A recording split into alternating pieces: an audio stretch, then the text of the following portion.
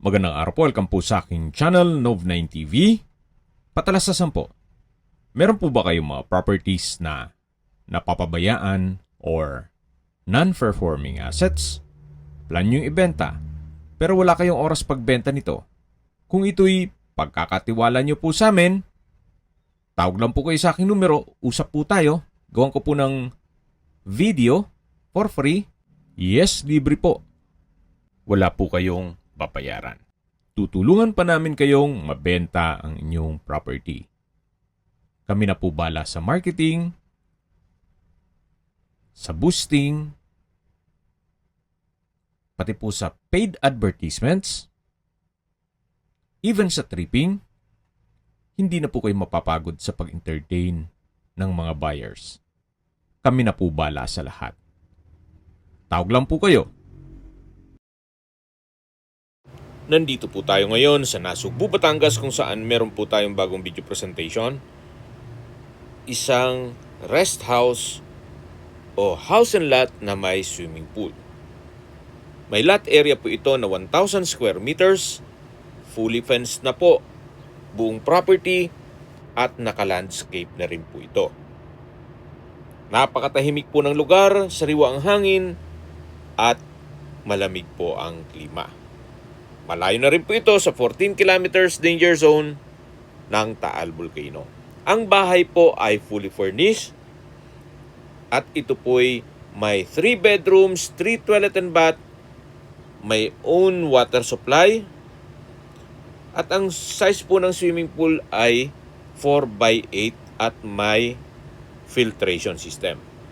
May kubo, may open shower at covered carport.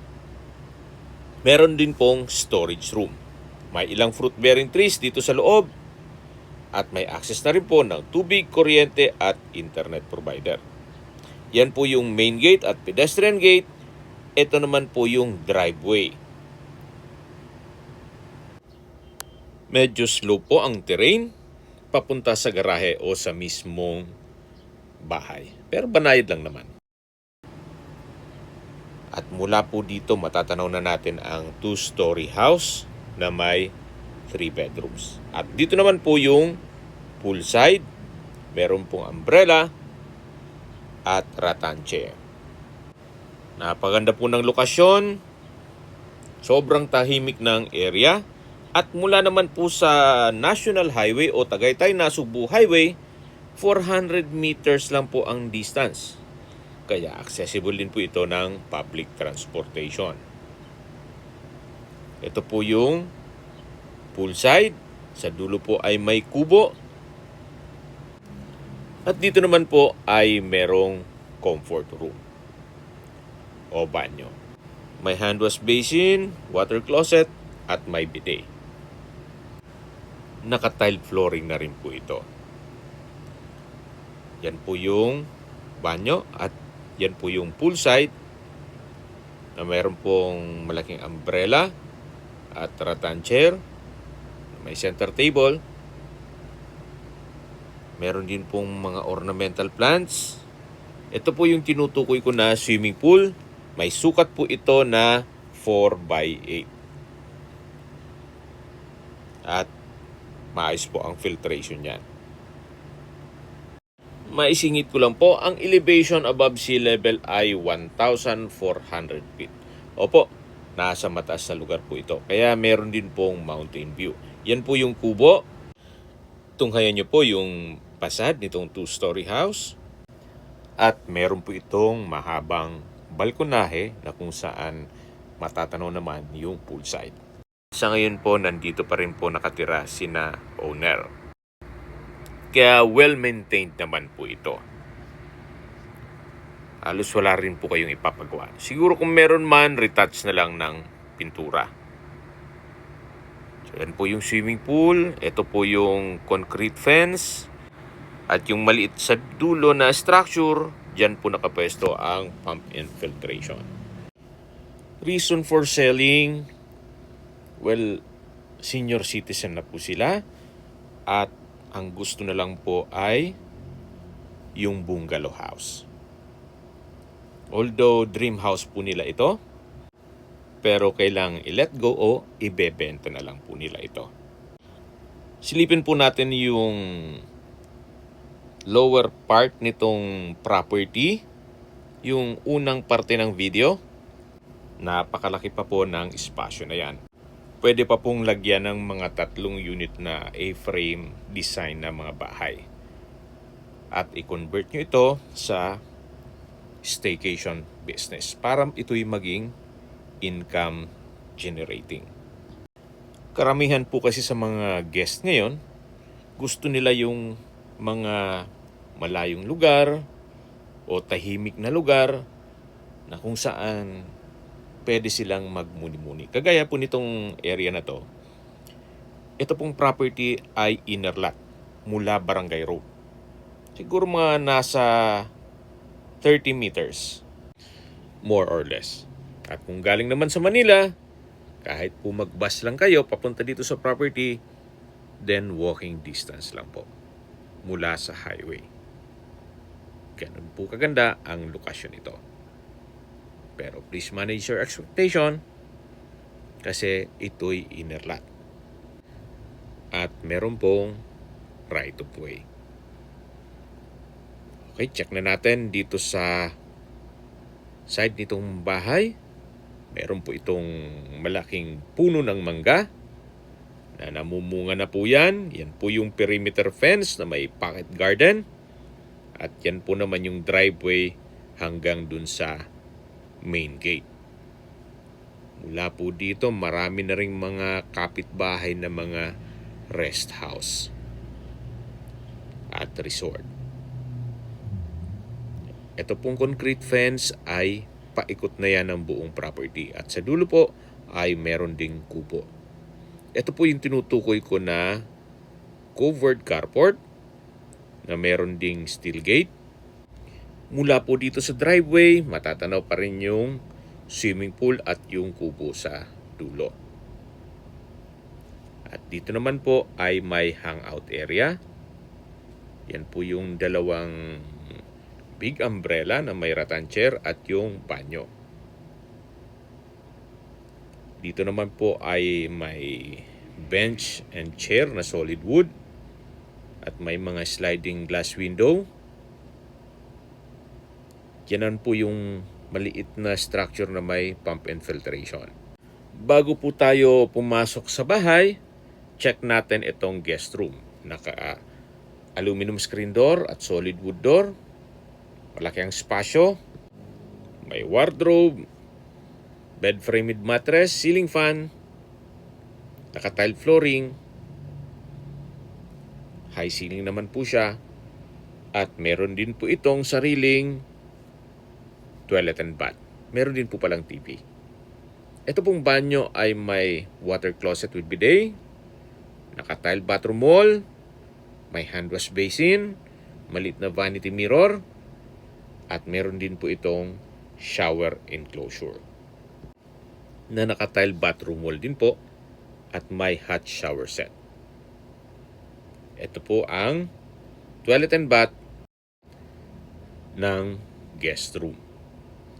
At labas po tayo. Yan po ulit yung guest room. Malaki naman ang spasyo. May sliding window with security grill. At paglabas po na inyong guest o bisita, dyan na po yung swimming pool. Hindi niya na kailangang pumasok pa sa main house. Meron na po siyang sariling pintuan dito o access. Dito naman po ay may setback. Paikot na po yan sa buong bahay. At sa dulo ay meron din pong puno ng mangga at overhead tank. Meron po itong source of water. Kaya makakatipid na rin po kayo sa water bill. Salo kung pupunuin nyo yung swimming pool. Yan po ulit yung guest room. Dito yung hangout area na may wooden table and bench. Then may duyan. Yan po ulit yung driveway. Yung mga puno ng mangga. At yan naman po yung kanilang garden na may kubo sa dulo. Ito po yung tinutukoy ko na covered carport. Nakakasya isang SUV, may steel gate, at may workplace din po. Kaya kung may mga tools kayo o mahilig kayo magbutingting, pwede pong gawin dito. Hanggang sa dulo po yan. May shelves na rin po. At dito naman po ay may ilang steps ng hagdan. Dito yung garden. Napakaganda po, napakaaliwalas. Dito naman po ay pwede pang paglagyan ng inyong mga abubot o anumang gamit. Yan po yung tinutukoy ko na kubo. At yan po yung dulong parte ng property. At dito naman po sa dulo ay malaki pa ang espasyo. Covered din yan hanggang sa dulo. Dito naman po ay merong mountain view. Napakaganda po ng tanawin. Iba pa rin po pag ang inyong bahay ay may ganitong mountain view. Very relaxing po. Kaya nasabi ko sa inyo, ito'y nasa mataas na lugar, kaya sariwa po ang hangin at malamig po ang klima. Yan po yung sliding glass window. At sa loob po niyan ang security grill. Pasok na po tayo. Meron pong aluminum screen door. At welcome po dito sa bahay ni Madam. Naka-steel door po pala yung main door. Ito po yung living area o salas. Napakalaki po ng espasyo. Naka-tile flooring. Maayos ang pintura ng ceiling at wall. Nga po pala, ito po'y fully furnished. Kaya lahat ng makikita niyong kagamitan pero sa personal na gamit ni owner ay kasama po. Yan po yung main door na naka-steel door. Meron pong dalawang sliding glass window with security grill. At mula naman po dito sa living area, dito naman po yung formal kitchen. May breakfast nook na may tatlong high chair. Naka-centralize ang aircon. May 3-tonner na split type. Ito pong kitchen countertop.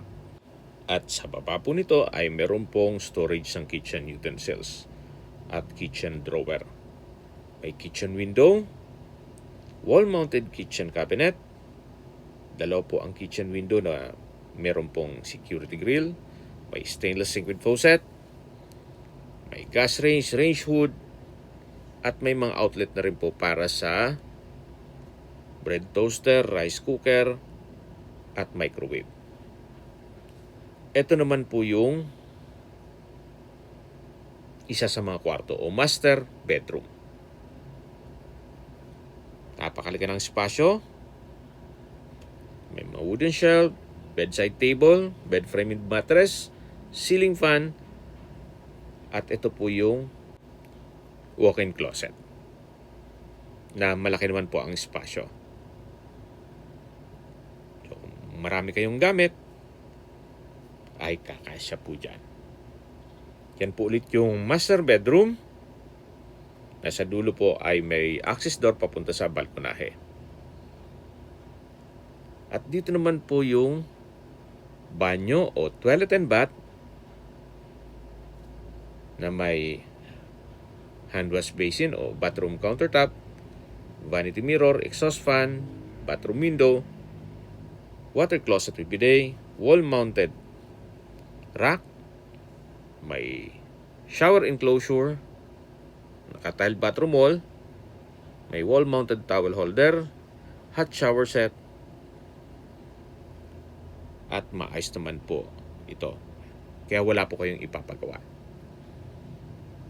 Ito po yung toilet and bath ng master bedroom. Ito naman yung access door na papunta sa balkonahe. Mula po dyan hanggang dun sa dulo.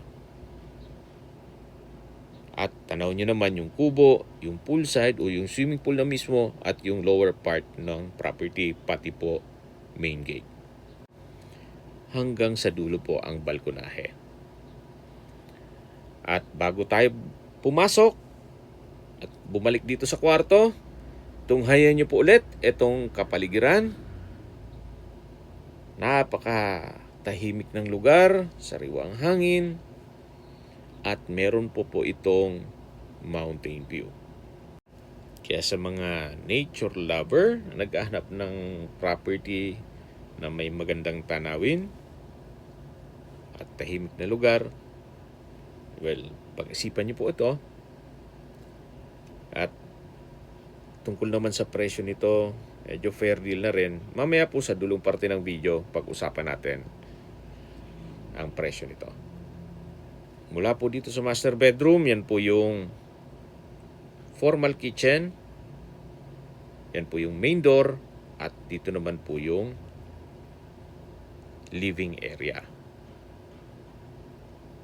Ito naman po yung pangalawang kwarto. Meron din po itong access papunta sa balkonahe. Naka-tile flooring. Maayos ang pintura ng ceiling at wall. May ceiling fan, bed framed mattress, bedside table, may walk-in closet. Check po natin. Malaki naman ang espasyo nito. Sa ngayon po, ginawa nilang stock room. Bali, dalawa lang po sila nakatira dito. Sila pong mag-asawa. At dito naman po yung banyo. May water closet with bidet, hand wash basin, vanity mirror, bathroom window, exhaust fan, shower enclosure, at meron din pong hot shower set. Naka-tile bathroom wall na rin po ito. Ito po yung toilet and bath ng second bedroom. Malaki din po ang espasyo nito. At ito naman po yung tinutukoy ko na access door papunta dito sa balkonahe. Mula po dito matatanaw nyo naman ang driveway at yung garden. Yan po yung driveway at yan po yung swimming pool. Meron din pong mountain view. Yung dulo po nitong balkonahe ay yung master bedroom na kung saan na-present ko na po sa inyo at galing tayo dyan kanina. At habang pinagmamasdan nyo po itong kapaligiran, pag-usapan na po natin ang distance, location at travel time. Mula po sa National Highway o Tagaytay-Nasugbu Road o Highway, ang distance is 450 meters at ang travel time is 2 minutes. Mula naman po sa mga beach resorts sa Nasugbu at sa mismong bayan, ang distance is 33.10 kilometers at ang travel time is 50 minutes. Mula naman po sa Twin Lakes, ang distance is 9.7 kilometers at ang travel time is 13 minutes. Mula naman po sa Tagaytay Rotonda, ang distance is 23.5 kilometers at ang travel time is 30 minutes. Kompleto na po doon gaya ng malls, hotels, restaurants, banks, schools, church at hospital. Yan po yung lagi kong binabanggit sa inyo na dapat nyo i-consider sa paghanap ng property ay meron pong malapit na hospital. Hindi ko naman po sinasabing sakitin kayo. Yan naman po for emergency purpose lang naman. Nandito na po pala tayo sa service area. Yan po yung overhead tank. At meron din pong pocket garden dito. At yan po yung pinakita ko na sa inyo na puno ng mangga. Mula dun sa baba. Nung naikutan natin yung guest room. Balik po ulit tayo sa distance, location at travel time. Mula po sa Manila o sa airport, ang distance is 85.3 kilometers at ang travel time is 1 hour and 56 minutes. Yan po yung banyo ng guest room. At ito naman na bubong na to ay yung pump filtration. Yan po yung swimming pool